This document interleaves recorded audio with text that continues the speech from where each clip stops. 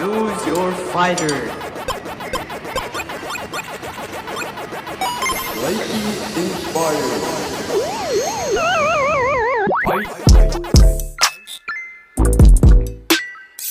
No doubt that the flip is fun, but the fold is fabulous. I mean, it doesn't get any better than this. So the Galaxy Z Fold 3 features an improved and durable design, top of the line hardware, S Pen support, and IPX8 rating. It has a freaking under display camera. Of course, for all the goodness, there's a price to pay as well, and a hefty one at that too, but as I said, it doesn't get any better than this. Hello everyone, Aman here from Mr. Phone and welcome to my full review of the Samsung Galaxy Z Fold 3 5G. Before we start, motivate us by hitting the like button, subscribe if you haven't already, and turn on the bell so that you don't miss any of our latest updates.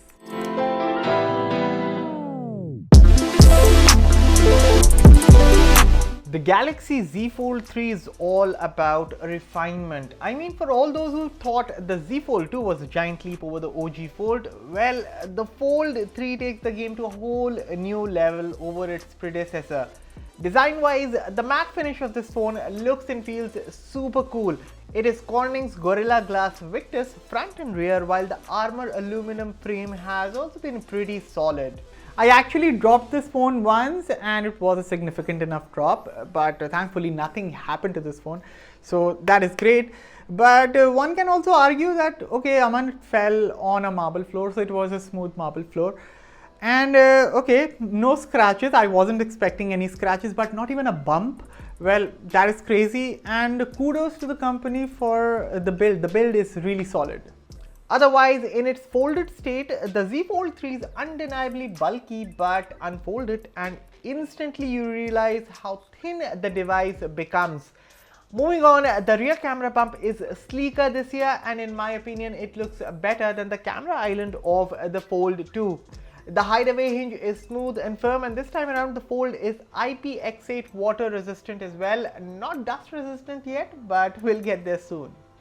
The cover screen has received a major upgrade in the form of a 120Hz screen refresh rate similar to the main display, and it actually allows you to use the phone in a more conventional manner for general tasks or much more. But why would you use this when you have this? So of course, the star of the show is the main display, and the first thing you notice is the unusual notch from the Fold 2 has gone, and in its place is an under display camera providing for a full screen immersive experience. And speaking of the immersive experience, it is unlike no other. I mean, this is hands down the best smartphone display on offer, period. Content consumption is excellent on this large 7.6-inch dynamic AMOLED panel. There's simply no match, guys. Colors, contrast, black levels, everything is top notch. Plus, when you get such loud and rich stereo speakers, the video watching experience gets even better. For that matter, gaming as well. Titles such as Asphalt 9, Call of Duty Mobile, BGMI. I mean, the overall experience while playing these games feels so much more immersive because of the large canvas. So there's a Snapdragon 888 SoC under the hood to take care of the performance chops. This is coupled with 12GB RAM and either 256GB or 512GB of UFS 3.1 onboard storage. So anyway, performance-wise, the Galaxy Z Fold 3 doesn't disappoint. RAM management on this phone has been great, and storing 10 to 12 apps in the memory is a piece of cake for this phone. App opening times are also fast. The only area where I did find a slight delay was switching from the cover screen to the main screen. But otherwise, this is a through and through fast, fluid and responsive device. One more minor thing I would want to point out is during long sessions of gaming, the area near the camera module does get slightly warm to the touch, but again, it is not alarming. And yeah, as for actual gameplay, I could play several matches of Call of Duty Mobile and this phone wouldn't break a sweat. And just to let you know, a typical hour of gameplay drains about 12 to 15% of battery.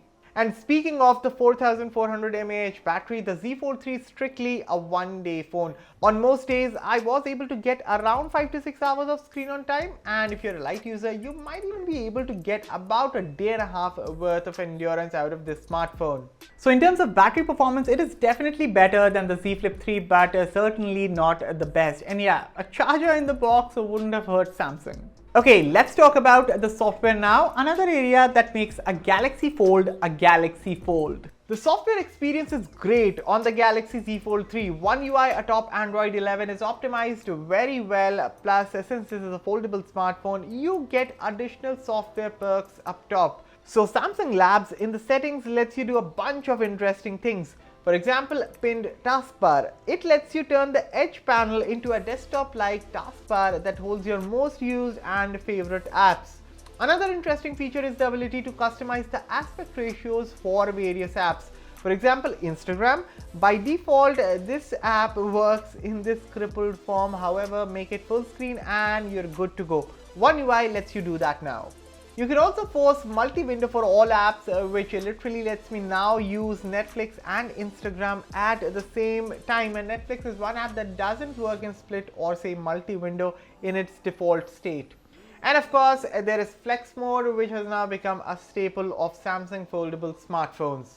The cherry on top still has to be that this phone supports the S Pen, and the one I got here for testing is the Fold Edition S Pen, which comes bundled with a case. It has a 1.5mm tip and a pretty low latency. Now this case, which is sold separately, does add a bit of extra bulk to the Z Fold 3, but then you also get to carry the S Pen with you, and your phone is protected at the same time, so that's a plus. And as for the functionality, the S Pen is a fantastic stylus, and if you have ever used a Galaxy Note, you'll feel right at home. Although this Fold Edition S Pen doesn't support the Air actions, for that you'll have to get the S Pen Pro, again sold separately. But if you're a casual user who wants the stylus experience with some added protection, the Fold Edition S Pen is a good offering. Finally, let's talk about the camera now. So three 12-megapixel lenses are found at the rear. There's a 10-megapixel selfie camera on the cover screen, and if you're still not down, there's a 4-megapixel under-display camera inside on the main screen. So first, let's get the under-display camera out of the way. And in terms of clicking photos, it is just average, but I would suggest considering this camera to be more of a webcam for video calls. In that case, it works fine.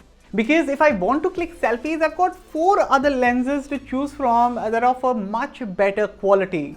So the 10-megapixel camera on the cover screen takes decent selfies for the most part. In terms of details and dealing with skin tones, it does a good job, and although the dynamic range could be slightly improved, the overall output comes out just fine. Then again, if you want better selfies, you can also use the trio of 12-megapixel cameras at the rear by turning on the preview for the cover screen, which basically makes the 10-megapixel camera obsolete. So coming to the quality of the 12-megapixel rear cameras, no doubt that the resulting output is detailed, bright and vibrant with good dynamic range. Honestly, the colors don't look as true to the source, but do the photos look good? Yes sir, they look excellent, and at this point it's either that you love Samsung's color science or you don't. I firmly fall in the former category. Even for the photos taken in not so good lighting, I felt that apart from working on improving how the camera algorithm deals with shadows, the overall output generally looked good and vibrant. The same goes for the video recording as well. I mean, no doubt that the colors pop, and honestly the resulting output looks nothing short of fantastic. On top of that, the dynamic range is excellent, and the phone also does a superb job with stabilization. Take a look at a selfie sample as well. So right now I'm shooting from the front-facing camera of the Galaxy Z Fold 3 5G. So this is the 10-megapixel camera that's present on the cover screen. This is the 4K 60 FPS sample. This is the max this phone can do, and this is what you can expect in terms of overall output. So if you ask me, colors, I think so colors look good. You can see how good the sky looks behind me, and the monument as well. As for the HDR performance, so right now I'm shooting right against the sun, so see it for yourself. This is how the HDR performance is. In terms of stabilization, again, very good performance when it comes to stabilization. I'm walking at a pretty good pace right now. So yeah, And that's pretty much it.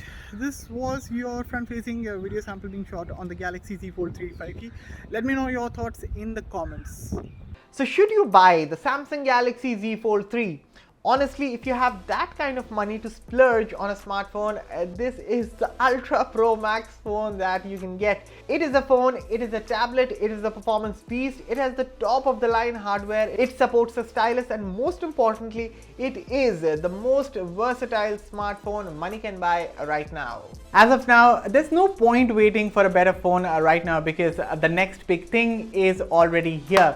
And that was my review of the Samsung Galaxy Z Fold 3 5G. Hit me up in the comments with your queries and thoughts. As always, for all the latest in tech, stay tuned to Mr. Phone. I'll catch you all in the very next one. Thank you for watching.